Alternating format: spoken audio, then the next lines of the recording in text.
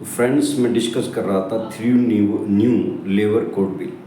ये तीन के तीन न्यू लेबर कोड बिल, इसमें industrial relation code bill first है, और सेकंड है सोशल सिक्योरिटी बिल, और थर्ड है occupational safety health and working condition bill. ये थ्री के three new labour code bill 2020 को पास हो गए। देखिए इसकी क्या ज़रूरत पड़ती है, तो सबसे पहले तो आप ये समझ लीजिए, जब कोई चीज़ बहुत ज़्यादा पुरानी हो जाती है, यानी इसमें 633 प्रोविजंस थे जो 29 एक्सिस्टिंग लॉज थे, उनको कन्वर्ट करके इन्होंने 143 प्रोविजंस में बनाया, और उनको अलग अलग डिवाइड करके फिर 4 न्यू कोड बिल्स यानी 3 न्यू लेबर कोड बिल, इसमें बेस जो कोड बिल है वो अलग है, सेपरेट है, उसमें कन्वर्ट किया। तो इनकी ज़रूरत इसलिए पड़ी, जब आप as a safety officer work करते हैं, if anything happen in the industry, अगर कुछ भी घटित होता है तो आपसे कहा जाता है कि आप इसका सजेशन दीजिए, आप इसका सुझाव दीजिए, रिपोर्ट बनाइए। तो आप किसके आधार पर बनाएंगे? आप जो गवर्नमेंट की स्टेट या सेंट्रल गवर्नमेंट के रूल्स एंड रेगुलेशन है उसके आधार पर बनाते हैं।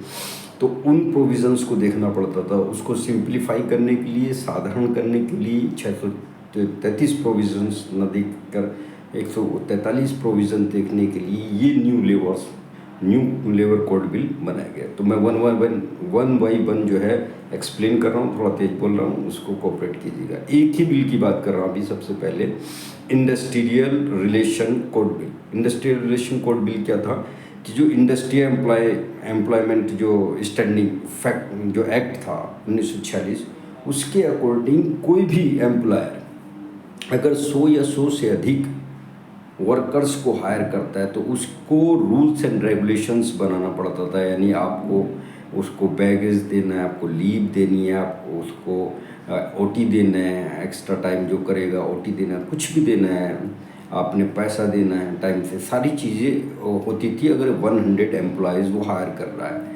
अब क्या कर दिया इन्होंने, उसकी समय सीमा बढ़ाकर 300 कर दी। यानी आप अगर इफ़ यू हायर द 1300 यानी 30 यानी 300, 13 ना कह के 300, अगर 300 एम्प्लॉयज़ को वो हायर करेगा, 300 को हायर करेगा, तब उसको रूल्स एंड रेगुलेशन बनाना पड़ेगा। एक बात।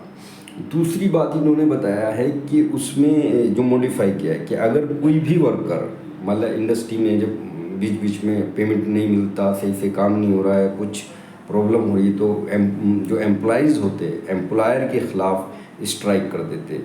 तो अब जो रूल नियम बना दिया इन्होंने कि before 60 days you will give the return notice to the employer. आप जो मालिक है उसको 60 दिन से पहले रिटर्न में स्टेटमेंट अपना या नोटिस पीरियड देंगे कि हम स्ट्राइक करने वाले हैं अगर हमारा ये काम नहीं हुआ। अपने आप अपनी मर्जी से स्ट्राइक नहीं कर सकते। दूसरा, अगर कोई एम्प्लॉयर जो एम्प्लॉइज जो है जो छोड़ के जा चुका है और दोबारा रीज्वाइन करता है तो 15 डेज़ का उसका जो पेमेंट है वो उसकी रीट्रेनिंग में लगाया जाएगा। ये सारे रूल्स एंड रेगुलेशन बना दिए गए इंडस्ट्रियल रिलेशंस कोड बिल में, जो 2020 यानी कि 2020 में पास हुआ।